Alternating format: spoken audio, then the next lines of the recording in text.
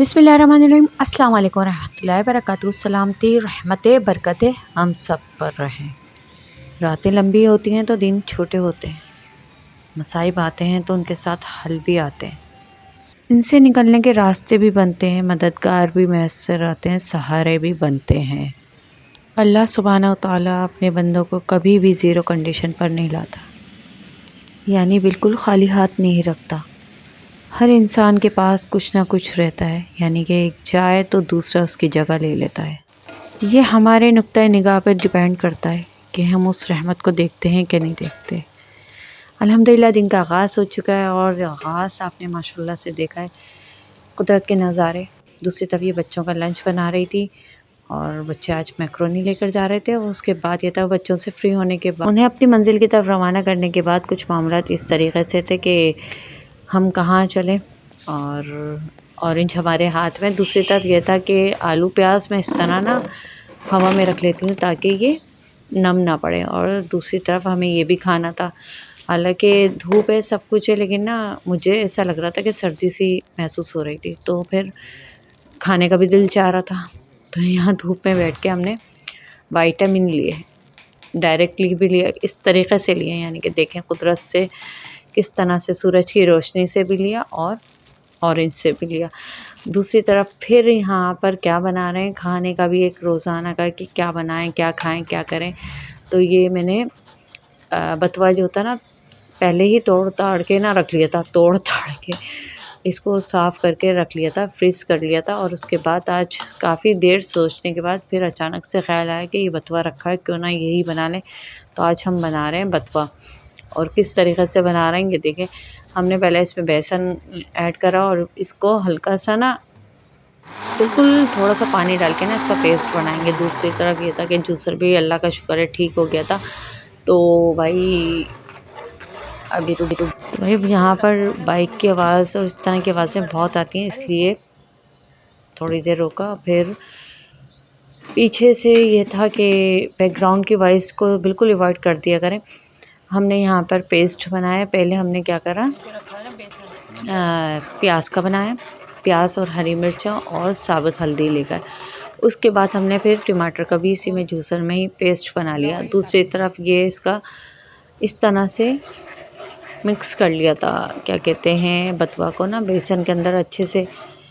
और यहाँ पर गैस नहीं आ रही थी, और गैस नहीं आ रही तो फिर हम सिलेंडर पे जल्दी जल्दी बस पकाने में लगे हुए थे। तो साथ हस्बैंड साहब की भी हेल्प ले ली थी कि भाई जल्दी से करना है, क्योंकि खाने के साथ साथ और भी दूसरी चीज़ें देखनी है, यानी कि सालन बनेगा और फिर रोटी भी बनानी है। और गैस का ये कि एक ही चूल्हे पे ये सब कुछ करना, और एक टाइम पीरियड होता है, मुझे ना डेडलाइन दे दी जाती है कि इस टाइम तक हो जाएगा। तो क्योंकि हस्बैंड साहब को खाना लेकर जाना होता है, तो ना दिन में गैस होती है ना रात में गैस होती है, गैस होती ही नहीं है। सिलेंडर पे करना ज़रा मुश्किल होता है, एक साथ दोनों चीज़ें, कि रोटी भी बनानी है और फिर सालन भी करना है, तो फिर और लेकर भी जाना है एक टाइम के हिसाब से। फिर ये था कि इसको भी अच्छे तरीक़े से साफ़ करना था, हाथ से, उंगलियों से, सब इसको इस तरीक़े से साफ़ करा। पहले किस तरीक़े से था, तो इस तरीक़े से आप भी बिल्कुल साफ़ कर लिया करें, चीज़ों को ज़ाया नहीं करा करें, कोशिश करें कि आखिरी हद तक इसको क्लियर कर लें।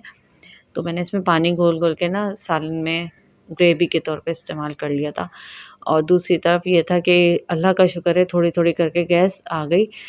और ये होता है, कभी एकदम बिल्कुल गायब हो जाती है, तो बस ये चेक करते रहते हैं, कभी इधर इस तरीके से करते रहते हैं, क्योंकि सिलेंडर पे एक साथ करना इम्पॉसिबल, कि ये भी बनानी थी। तो खैर रोटी भी बन गई, अल्लाह का शुक्र है। और छोटा पेड़ा होता है तो फिर वो छोटी बनती है, और छोटी जो बनती है वो छोटी वाली के लिए बनती है। तो यहाँ पर यही सब कुछ हो रहा था। पकौड़ियाँ बन गई, ग्रेवी भी बन गई। तो ग्रेवी जो बनती है ना, तकरीबन सारे सालन की इसी तरीके से बनती है कि प्याज लें, टमाटर लें और हल्दी लें, लहसुन अदरक ले लें, धनिया, पिसा हुआ धनिया ले लें।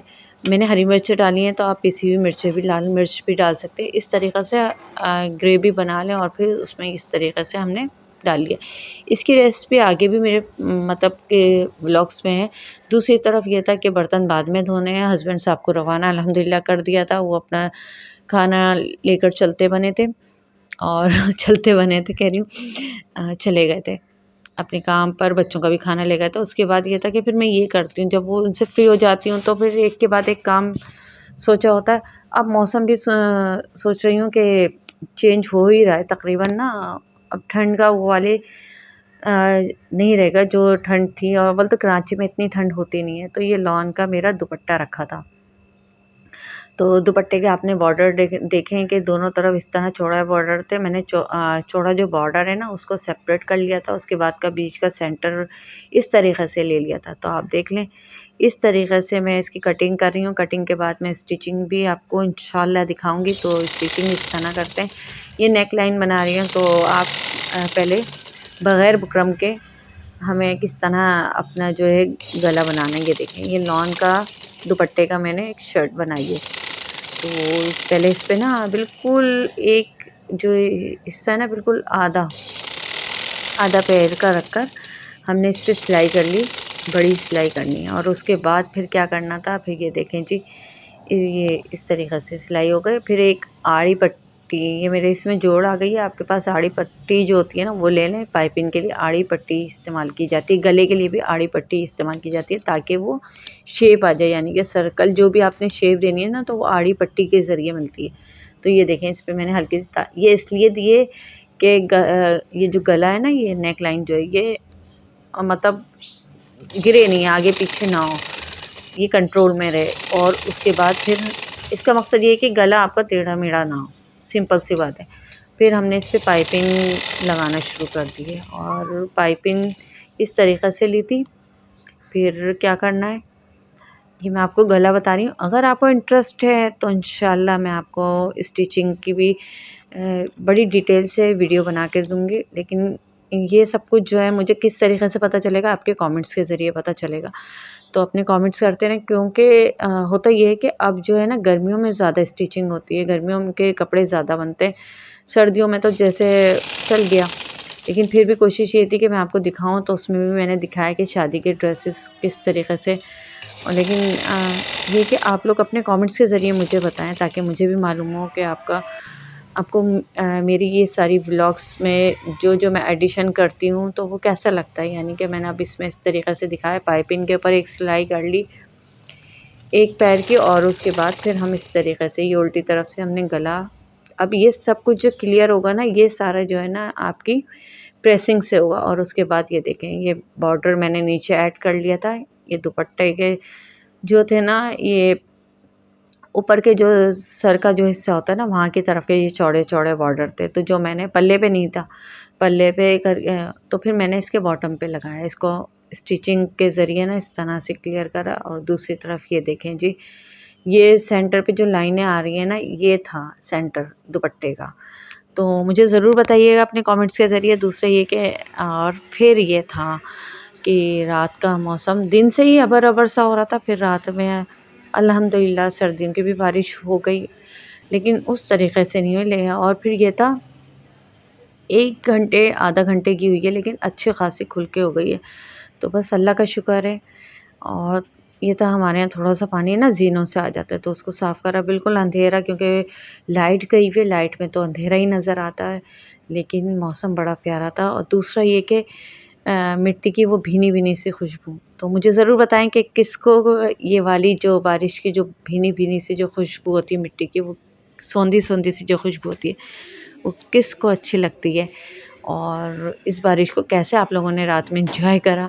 हमने तो सिर्फ यहीं तक एंजॉय करा कि जब बारिश हो गई तो उसके बाद ये कि साफ़ सफाई करी।